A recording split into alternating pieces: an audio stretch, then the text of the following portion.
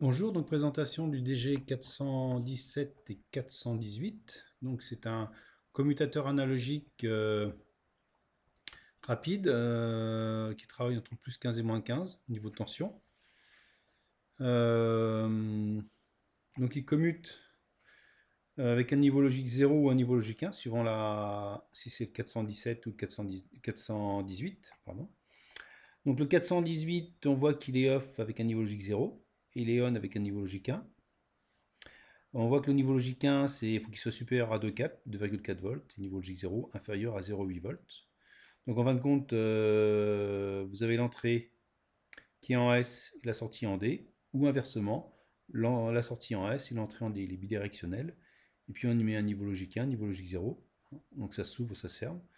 Donc en simulation, ça nous donne quoi? Donc là on a le signal d'entrée. Donc on voit que c'est un signal sinusoïdal entre 1 volt et moins 1 volt, hein, qu'il y a ici, ou qu'il y a ici. Donc si on simule, si on met un niveau logique 1, on voit qu'en sortie on a 4 nanovolts, hein, donc on a quasiment 0. Et puis là, sur le 418, on voit qu'en sortie, on récupère le signal d'entrée, hein, donc on a bien 1 volt entre moins 1 et plus 1, hein, tension sinusoïdale.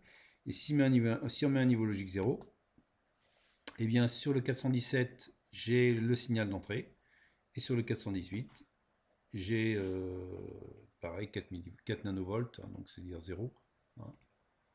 Donc voilà, donc voir qu'on peut travailler jusqu'à plus 15 moins 15, hein, qu'il est assez rapide, qu'il est de petite taille, hein, c'est simplement pour commuter un signal. Hein. Alors en termes de courant, 35 nanowatts, bon, donc il consomme très peu, un temps d'action 100 nanosecondes. Voilà. Au niveau courant, on peut regarder, ça peut être intéressant, voir combien il peut fournir en courant. Courant continu, bon, 30 milliampères, bon, c'est pas un organe de puissance, hein. Voilà, mais après, tout dépend de ce que vous alimentez derrière, hein. Voilà. Voltage différent, on voit qu'on peut aller jusqu'à 44 volts, entre le V plus et le V moins.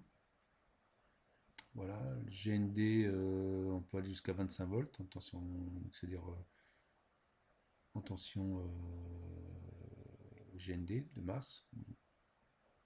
Pas trop d'intérêt, vaut mieux être à 0, hein, c'est plus simple. Voilà, donc simulation et puis présentation du DG 417 et DG 418.